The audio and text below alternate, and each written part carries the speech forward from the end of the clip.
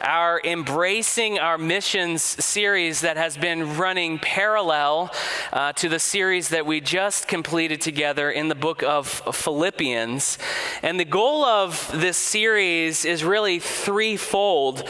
It's designed to help us evaluate, recalibrate, and re-energize our church family to embrace who God has called us to be and what God has called us to do. We began this series by examining really the purpose statement of not only our church, but of every church. And our mission is to make disciples of Jesus for the glory of God.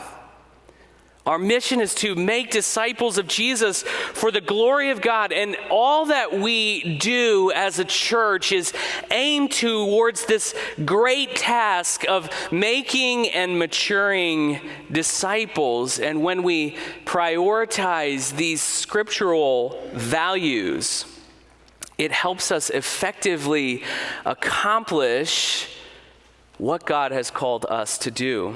So this morning, we are going to be looking together at the core value of faithful stewardship.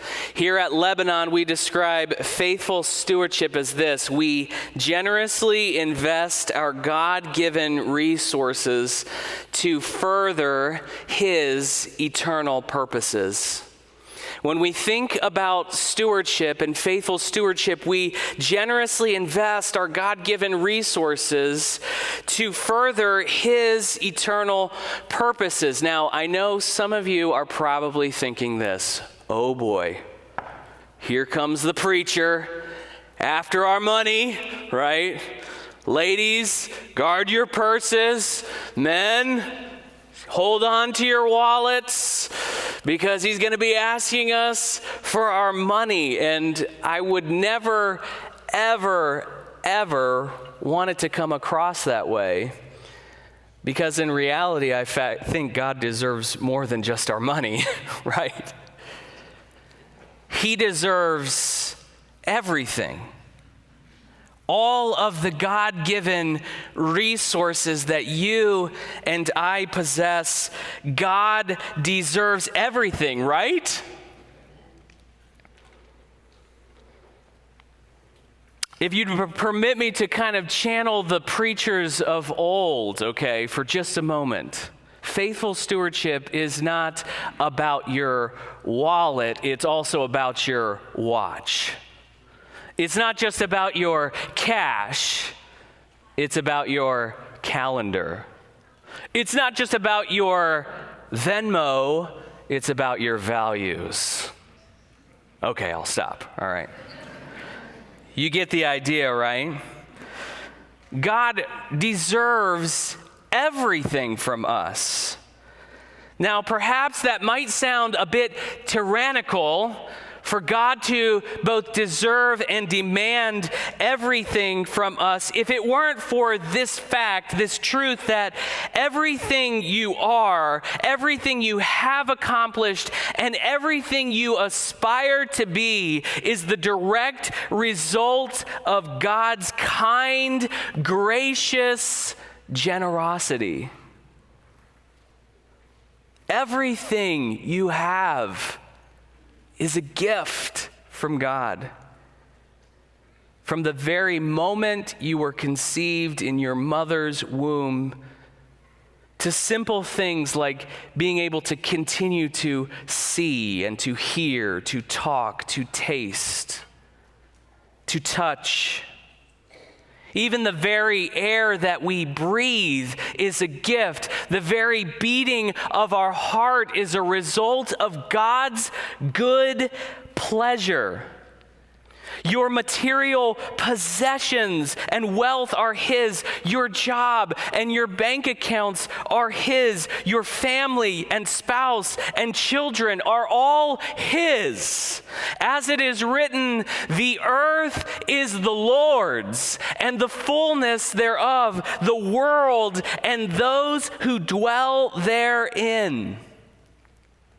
So apart from his kind and gracious liberality, you and I are nothing and have nothing.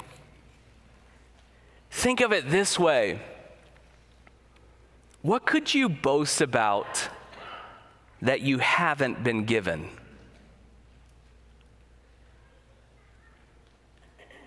What could you boast about that you haven't been given? Paul wrote in 1 Corinthians 4, verse 7, "For who sees anything different in you?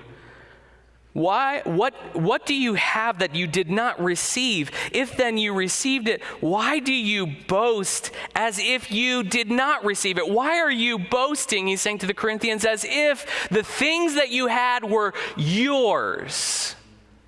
These are gifts.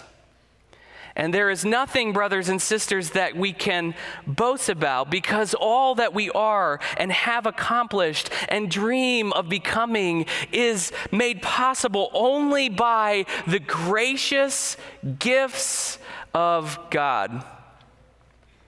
Now, this should do something to our hearts, right? It should do something really wonderful. It should make us really humble and deeply grateful. These truths should make us feel so incredibly small and yet so deeply loved, right? Because we don't deserve this kind of grace. And all that we are is because of God. And when we, number one, understand God's ownership of all things and his kind and gracious generosity, only then can we properly understand our place and our purpose as stewards of his manifold grace, right? Only then can we really know why we are here and what we should be doing. We are not kings and queens, are we? You know, it's a tempting thing. The longer we as stewards sit in the seat of stewardship, the more quickly we start acting more like lords and less like stewards, right? We become very possessive of what God has given to us. We are not kings and queens. We are not lords and ladies. We are stewards who are to generously invest our God-given resources for his eternal purposes. Now, before we look at 2 Corinthians 8, which we're going to look at verses 1 through 9 together, I gotta say, too, that I feel like in some sense I'm preaching to the choir here, because I know that this church is a church that is full of generous givers. Many of you regularly invest your time, your energies, and resources into gospel ministry here at this church. Just the other day, Jamie was one of our church planters in Southeast Asia. He was leaving to go back to Southeast Asia, and he was in the office, and we kind of gathered all the pastors around to pray for him and his family as they go back. And Jamie was recounting to us the generosity of this church. He said at one time he had given a presentation in which he said he needed $15,000 to start a coffee processing plant in Southeast Asia that would open up the doorway for church planners and missionaries to come in and get a work visa that would allow them to stay longer and do their ministry. $15,000. And Jamie said the moment we ended that presentation, somebody came up, I don't know who, and said, "I will pay it." This is a church full of generous people. So this morning, my goal for us as we look at this text together is not to manipulate you or make you feel guilty, but my goal this morning is to just simply be an encouragement to you to excel all the more in grace, in the grace of giving. To encourage you to excel all the more, brothers and sisters, in the grace of giving. So with that in mind, let's now turn our attention to 2 Corinthians chapter 8. And in this passage, we're going to look at three things together. Number one, we're going to look at an example of Macedonian giving. We're going to look at the example of Macedonian giving. Number two, we're going to look at an appeal to Corinthian giving from Paul. And number three, we are going to see the gospel motivation for giving. So here in chapter 8, Paul is encouraging the church at Corinth to give towards the relief of the poverty-stricken saints which are in Jerusalem. Paul was organizing this great big gift for the church at Jerusalem who was filled with poverty-stricken saints, people going through hard times. And so Paul is writing to Corinth to give towards this great endeavor. So let's begin by examining the Macedonian example of giving found in verses 1 through 5. Would you read it again with me? Paul says, "We want you to know, brothers, about the grace of God that has been given among the churches of Macedonia. For in a severe test of affliction, their abundance of joy and their extreme poverty have overflowed in a wealth of generosity on their part. For they gave according to their means, and as I can testify, and beyond their means, of their own accord, begging us earnestly for the favor of taking part in the relief of the saints. And this not as we expected, but they gave themselves first to the Lord, and then by the will of God to us." So let's take a few minutes here together, and let's look at this example of Macedonian giving. In the first 5 verses, Paul highlights a beautiful example of generosity from the churches of Macedonia, which included 3 cities: Thessalonica, Berea, and Philippi, right? We've been learning about Philippi, haven't we? That's so cool, right? Now, the interesting thing about these churches is that none of them were really considered wealthy or well off. In fact, some commentators had said that the region of Macedonia had suffered from the ravages of war, and it was suffering from severe economic problems and pressures. So what we need to understand first here at the beginning is that these people themselves were people who were experiencing adversity and lack.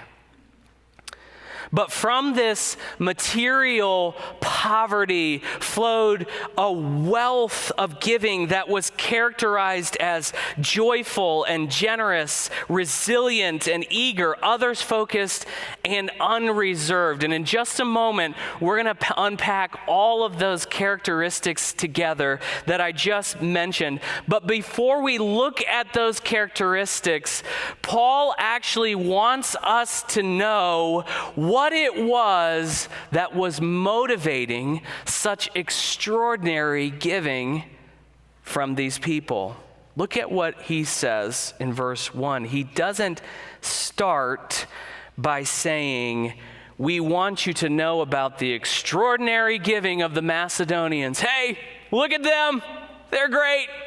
They're awesome." He doesn't begin by acknowledging the Macedonians. He begins by acknowledging the source of giving. We want you to know, brothers, about what? The grace of God given among the churches of Macedonia. Paul's first thing that he wants us to understand is that this kind of extraordinary giving is actually a giving that is motivated by the grace of God. The grace of God was at work among these people. And this teaches us that the extraordinary giving of the Macedonian churches did not come from outward human coercion, nor of inward human willpower, but from a divine work of God's grace in their hearts. You see, giving doesn't really begin with us. It actually begins with God as he uses his word, his Holy Spirit, to transform our hearts, values, and desires. If we give, it's because God is working in us. Paul wrote to the Philippians in Philippians chapter 2, verse 13, "For it is God who works in you, both to will and to work for his good pleasure." Our visible giving is a direct result of his invisible grace at work in our hearts. We'll return to this idea of grace-motivated giving together later on in our time. But it's important to note that this is something that we cannot manufacture. If you look at these characteristics and you think that you're going to do them, that somehow you can muster up this kind of grace giving, you're starting on the wrong foot. Because, brothers and sisters, only God's grace can do something supernatural like this in our hearts. So now let's see, for just a minute, Paul says their giving was motivated by God's grace. But now let's turn our attention to how Paul characterizes this giving of the Macedonians. So this grace-motivated giving was characterized as several things. Number one, it was characterized as joyful. Verse 2, "For in a severe test of affliction, their abundance of joy and their extreme poverty have overflowed in a wealth of generosity on their part." These people, their giving was marked by joy. As they were giving, the prevailing attitude of their heart was that of joy. For them, there was an abundance of pleasure and satisfaction in participating in the act of giving to meet the needs of God's people. Paul would later say in 2 Corinthians 9:7, "Everyone must give as he has decided in his heart, not reluctantly or under compulsion, for God loves a" what? "Cheerful giver." Have you ever had somebody give you something and kind of make you feel guilty for it? Have you ever had somebody give you something and kind of make you feel guilty for it? With a sigh, they begrudgingly let you have what they wanted to keep. Perhaps some of us are a little bit like Ebenezer Scrooge, right? We have a little bit of a hard time parting ways with our material possessions. But some of us are kind of like Fezziwig, right? Scrooge's boss, who derived a great amount of joy and pleasure from lavishing gifts on his employees. You know, when I think of that, I think of a time when my boys, our family was invited over to the Peterson household for a Christmas Eve party with them. Now, my boys love the show Paw Patrol. And yes, all the songs are running through my head on almost a daily basis, Paw Patrol. And I remember one Christmas Eve, the Petersons invited us over to their house. And while we were there, Brian brought out this big Christmas present and set it on the floor in between the boys. And he said, "This is a gift from the Petersons to you." And he told them that they could open it. And so they tear apart the wrapping paper and they get to what's in the box. And it was one of the Paw Patrol towers. And I'll never forget the expression on my boys' face when they saw that Paw Patrol tower. I think Simon, he got so excited, he screamed and he ran away saying, "A Paw Patrol tower!" And he's running all around their living room. And I'll never forget the expression of joy on my son's face, but I'll also not forget the expression on Brian's face as my boys exulted in the gift he had given them.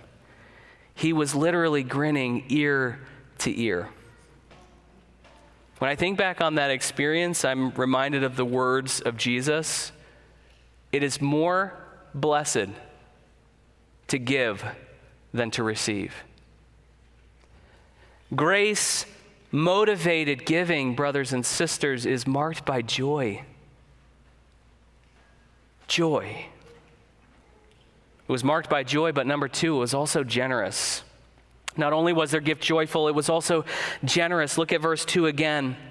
For in a severe test of affliction, their abundance of joy and their extreme poverty have overflowed in a wealth of generosity on their part. Notice those words again: abundance, overflowed, wealth of generosity. These words convey the idea of a rich, overflowing supply. It reminds me of going to a restaurant and getting a cup, filling it with ice, and you go to the soda machine and you begin filling up your drink, your cup with soda, and somebody comes and distracts you, right?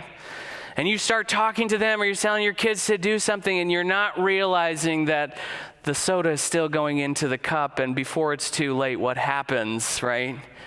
The fizz and the soda, they well up over the edges of the cup. It comes spilling down all over your hand, all over the countertop. This is the idea of generosity.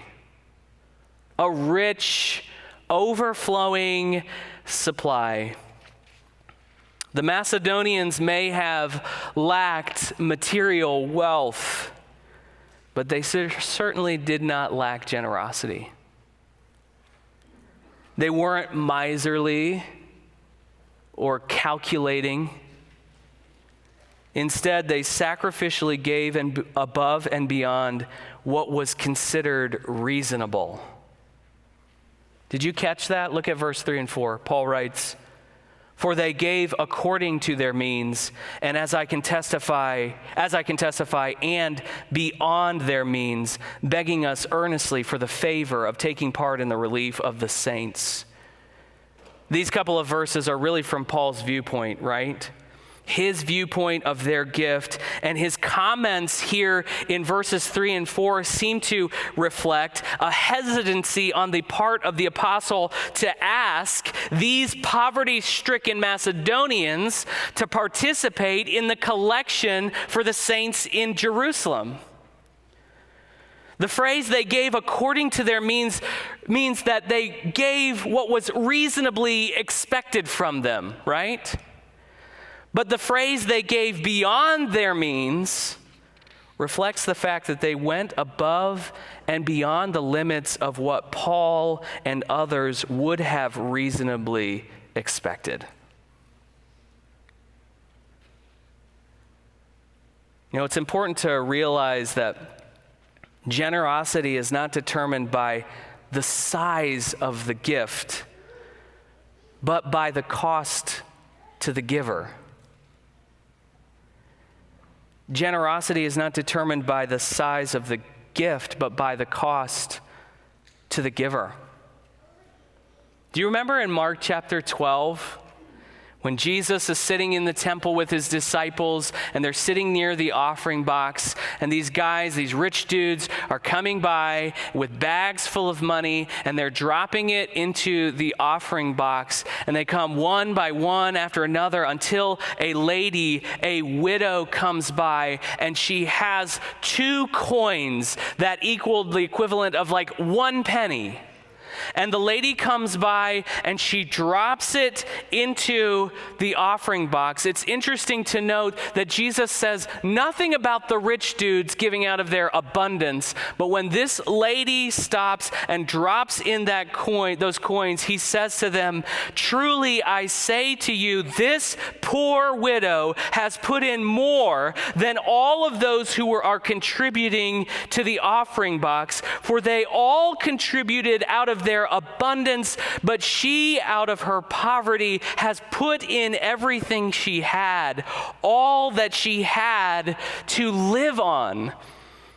So this destitute woman was actually more generous than the guys dropping off the big financial checks into the offering box. Because generosity is not determined by the size of the gift, but by the cost to the giver. Grace-motivated giving is generous. It pushes past the limits of what is reasonably expected at great cost to the one giving. That's what generosity is. Their giving was joyful, it was generous. The next thing I want you to notice is that it is also resilient. Their giving was resilient. The word resilient means able to withstand or recover quickly from difficult conditions. Again, it's important to note that this joyful generosity did not flow out of favorable, lush circumstances, right? This extraordinary giving sprung out of the soil of severe affliction and extreme poverty. Now, if I were to ask you to think of a generous person, who might your mind gravitate towards? Would it be a rich person? Oh, they were really generous. They got a lot of money. They're really generous. Would it be a person of great means? How about this? How about a financially destitute person? Can they still be generous? I think it's easy for us to sometimes think, let's leave generosity to those who can afford it, right? Not me. I'm just barely getting by, right? I'll let those who can afford to be generous be generous. However, we learn from verse 2 that the lack of material possessions and severe trials do not preclude grace-motivated, joyful, generous giving. Trials and lack do not preclude grace-motivated, joyful, generous giving. Recently, Amanda and I have been watching a riveting TV show. It's called Gardener's World, okay? And the host is like the top gardener of all of England, Monty Don, okay? Check it out. It's awesome. It will blow your mind. And on one of the episodes, Monty was telling us how to plant lavender. And shockingly, when you plant lavender, you actually should not fertilize it. You don't give lavender any nutrients. In fact, should you amend the soil, you should probably amend the soil negatively, right? So Monty's like, I've got all this garden soil, I'm going to take half of it away, and he's just throwing like grit and rocks and just like trash soil into the hole that he's going to plant this lavender. But it seems that the harsher you treat these plants, actually the more productive they become. In fact, if you do fertilize them, it's like they get mad at you. But the harsher you treat these plants, the more productive they come. When I think of grace-motivated generosity, I think of it like lavender, fragrant lavender. For it too flourishes in the soil of hardship and poverty, right? You don't have to be rich to be generous. Generosity grows in adversity. That probably was the most convicting thing to me. I don't have to be rich to be generous. It was joyful, it was generous, resilient, but it was also eager. Their grace-motivated giving was characterized as eager. Paul said they were begging us earnestly for the favor of taking part in the relief of the saints. Later in verse 8, he says, I say this not as a command, but to prove by the earnestness or eagerness of others that your love also is genuine. So these Macedonians, as they were giving, they're like chomping at the bit to give. They're ready to give, eager to give. I don't know about you, but sometimes when I hear of a need that requires my time and my energy and it's outside of what I've planned, sometimes I wait to see if others meet the needs. We've all been there. The email blast to the church goes out. We need X, Y, or Z. I'm not going to mention anything because then you'll feel guilty, okay? But the email blast goes out. We need this. And instead of being eager to help, eager to give of our time and our resources, perhaps sometimes we sit back on our heels and hope others will do the work of the ministry. This is not the Macedonians. The Macedonians were eager to meet the needs of other people. Oftentimes it's the ministry leader who must beg to find volunteers or to raise resources. But to paraphrase a commentary on this passage by John Chrysostom, he says it was the Macedonians who were doing the begging, not Paul, right? He's coming to ask them for a gift, and he's not doing the begging. They are doing the begging.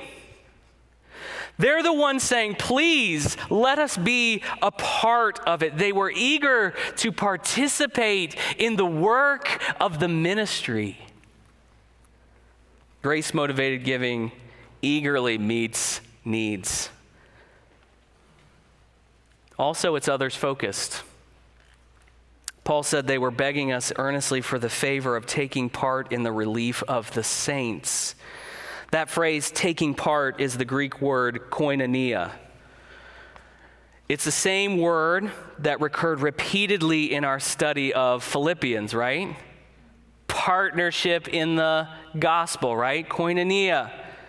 Gospel koinonia is a partnership committed to spreading the gospel and to caring for the needs of God's people. And of all people, these Macedonians could have been focused on their dire need, right? Kind of like, hey, Paul, I know you're giving to Jerusalem, but we could kind of use some too, right? Of all people, these Macedonians could have been focused on their needs and their pressures and what they had to deal with, but their eyes were not on themselves.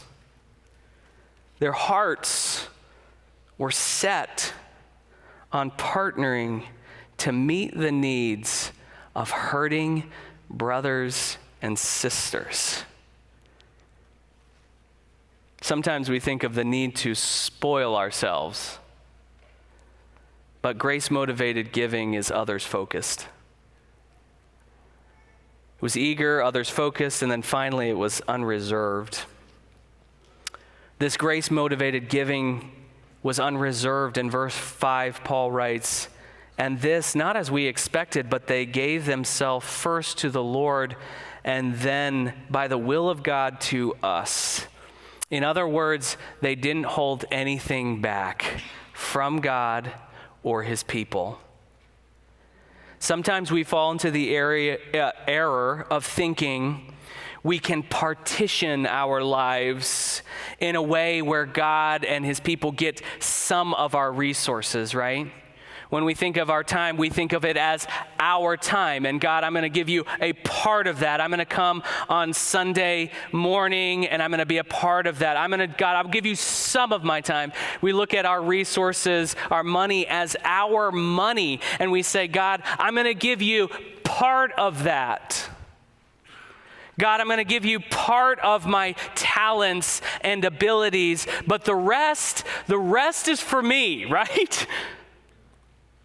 We live as if Sunday morning is for God and the rest of the week is for us. Oh, but brothers and sisters, that is not the case with the Macedonians. They said, God, you can have it all. Not just my money, but my body and soul, my kids, my family, my retirement, my job, my abilities, my time and talents, my heart. God, it's all yours. I hold nothing back. And as we said earlier, everything that we are, have accomplished and aspire to be is his anyway. It's not our time, and we're giving him a part of it. It is all of his time. It is all of his money, all of his resources, all of his energy. It's his.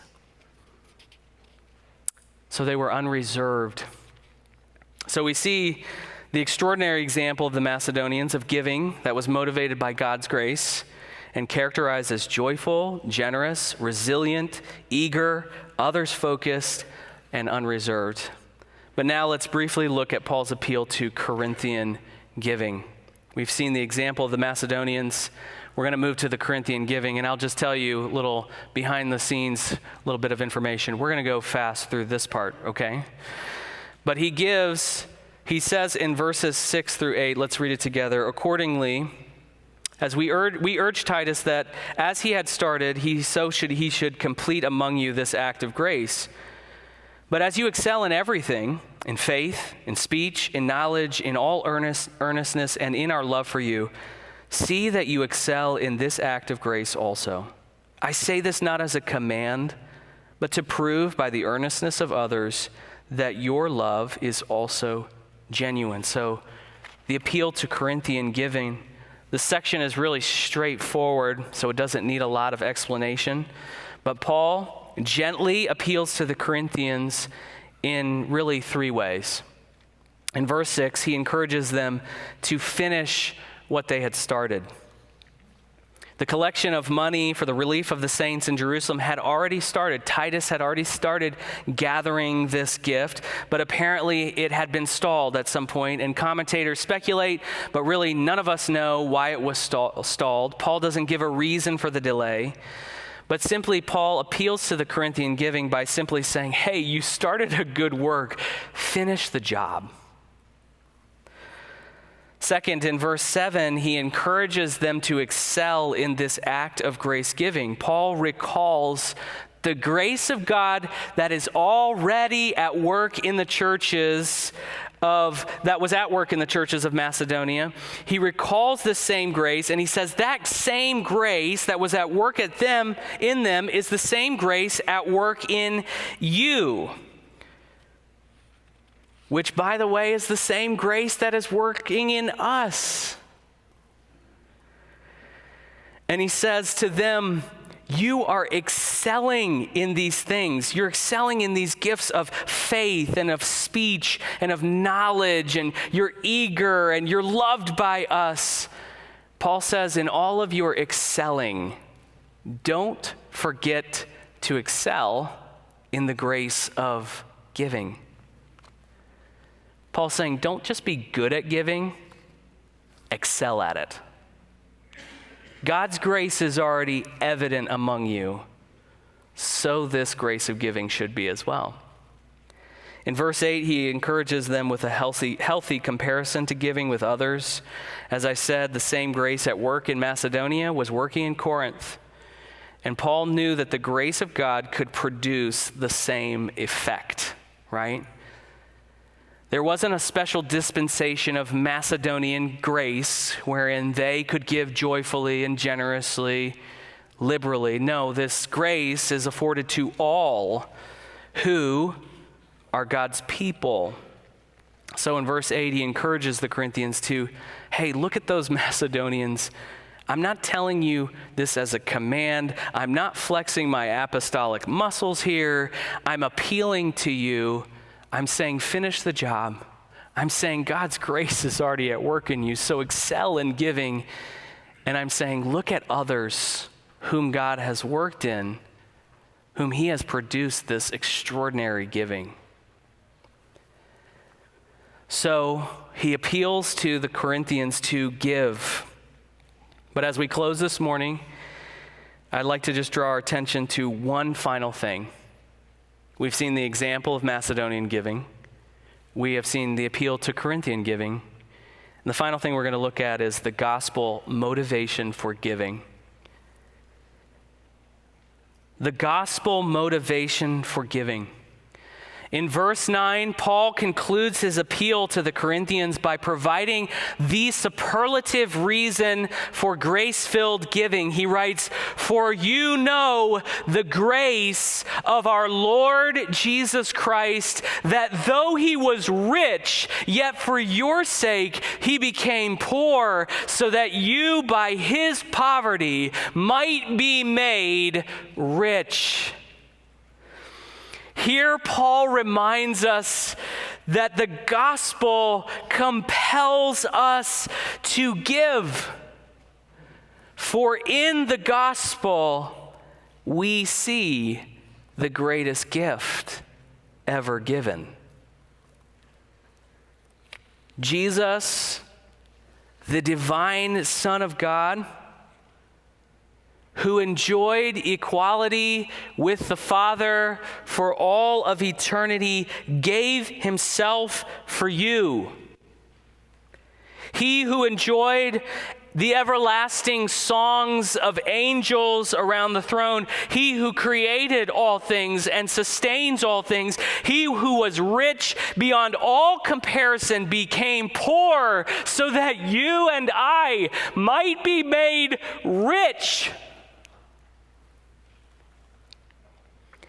And the Macedonians are a wonderful example of grace-motivated giving, but brothers and sisters, they pale in comparison to Jesus. For in Christ, his life and his death, we see all of the virtues of grace-motivated giving. In Jesus, we see him giving eagerly and joyfully. Hebrews 12 says that Jesus, for the joy that was set before him, endured the cross, despising the shame, and is seated at the right hand of the throne of God. It was Jesus's good pleasure to joyfully give himself eagerly for us. Jesus gave himself generously and unreservedly. He gave his life in our place, bearing our sins on his body on the tree. Surely that is more than we who are fallen rebels could ever expect from God, right? Through his sacrifice, we have been made spiritual kings and queens. He has lavished upon us the untold riches of righteousness and forgiveness and mercy and grace and loving kindness. He's not holding back anything. We share in his resurrection, his victory over sin, his inheritance. He didn't hold anything back, did he? John 15, greater love has no one than this, Jesus said, than someone lay down his life for their friends. Paul wrote in Romans 8:32, he who did not spare his only son, but gave him up for us all, how will he not also with him graciously give us all things. Jesus' love giving was resilient. No amount of hardship, rejection, or pain would deter the generosity he bestowed on us in the cross. His giving was others focused. He gave himself for us that we might be made rich. So brothers and sisters, know this: you are rich because of the lavish grace of our Savior. And this grace found in the gospel is the most potent motivator for your grace-filled giving. So in summary, we could say we have learned this: gospel grace motivates us to give joyfully and generously to God's eternal purposes. Gospel grace motivates us to give joyfully and generously to God's eternal purposes. So this morning, as we close, what practical applications can we take away from this text? Number one, if you're not a believer this morning and you haven't put your faith in Jesus, then I would plead with you to put your trust in him so that you might come to know the depth and power of his transforming grace. Some people try to earn God's favor with their good works or by going to church or even their giving. But today we learn that you can give nothing to God because God already owns everything. Instead, you must accept his gift that he has given you. He has given you his only Son. He sent his Son into this world to die for sins that you committed. Jesus hung naked and blood-soaked on a cross so that you might be clothed with righteousness and forgiveness.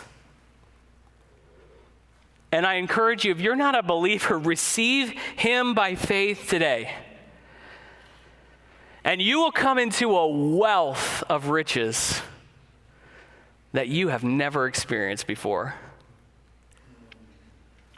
You can come talk to me afterwards. I'd love to share with you about the riches of God's grace. If you are a believer today and you've tasted of this grace of God, the first step that I would encourage you to take is to simply do a step of evaluation. Evaluate your stewardship. Ask yourself questions like, how am I using the gifts? Remember, it's not just about money. It's your gifts, resources, time. Ask yourself the tough question, am I acting more like a lord over this resource, or am I a steward? Am I generously investing my resources in God's eternal purpose? Maybe ask yourself, does my giving bear the marks of grace-motivated giving found in the example of the Macedonians and, more importantly, in Jesus? Does your stewardship look like that, what God has given to you? So we can't do that now because it's really late and it's kind of hot. At least I'm burning up on the stage. And so we've got to go. But we can't do that in a matter of like a minute. So what I'm saying is like maybe go home and really think this through. Maybe talk with your spouse if you're married and you talk about how you're managing your resources together. Talk with your friends later. So I'm asking you to once again do some thoughtful evaluation of how you steward God's resources in this way. And then secondly, if you're a believer who's tasted of the grace of God, I think the second step that I would encourage you to take is to consider how you might excel all the more in grace giving. Sometimes we get to a place where at one point what we were giving to the Lord of our resources was really sacrificial, and it was a hard thing to do, right? But over time, as God grows your resources, sometimes it's good to reevaluate and say, I was giving this and it was sacrificial at one point, but can God have more? Can you not just be good at giving, can you excel at it? Again, it involves more than just your money, so think of your time and possessions, your family, your body, your mind, your spiritual gifts, time and talents and abilities. So that's what I would encourage you to do this morning, is to evaluate and say, God, where am I at? What have you given me? How am I using it? And then secondly, ask the question, God, how might I excel all the more in this act of grace? One parting thought, and then I'll let you go, okay? I see some of you looking at your watch. Okay. Sorry. I'm not telling who it was, but they were kind of like, Mark's not being a good steward of my time. One parting thought as you evaluate, and then I'll let you go. Keep in mind that healthy comparisons are good, but some comparisons can actually be harmful. Okay? God doesn't give us all the same resources, does he? Okay? So not everybody can cut a big check or be involved in every ministry, so I encourage you to evaluate yourself in the light of what God has given to you personally and what he has called you to be. So the stewardship of a mom with like 4 kids is different from the stewardship of a single or young married lady, right? But after you evaluate, pray, ask God, how might your grace, this gospel grace, push me to give generously for your eternal purposes? Would you pray with me?